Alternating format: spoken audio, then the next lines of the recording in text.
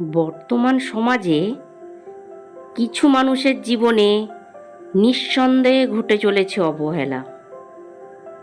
আপনি কি অবহেলার শিকার হচ্ছেন?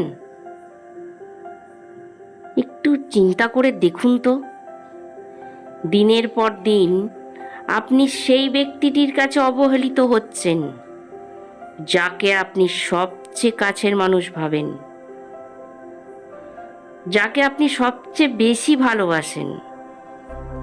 ভাবেন তাকে ছাড়া বাকি জীবনটা চলতে পারবেন না, কিন্তু আপনি যার জন্য কষ্ট সহ্য করে অবহেলিত হচ্ছেন, সে কি সেটা ভাবে যে আপনি তার জীবনের কত গুরুত্বপূর্ণ? না, সে সেটা ভাবে না। যদি ভাবতো তাহলে আপনাকে অবহেলা করতো না। তাই নিজে অবহেলিত না হয়ে নিজেকে বদলে ফেলুন, স্বাধীনভাবে বাঁচুন। কারণ যাকে নিজের করে আঁকড়ে ধরতে চাইছেন সেটা সাময়িক আশ্রয়।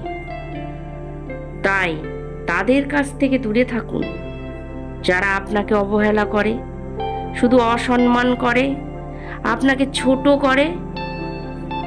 নিজের আত্মসম্মান বাঁচাতে একা একা থাকাই শ্রেয়। ধন্যবাদ।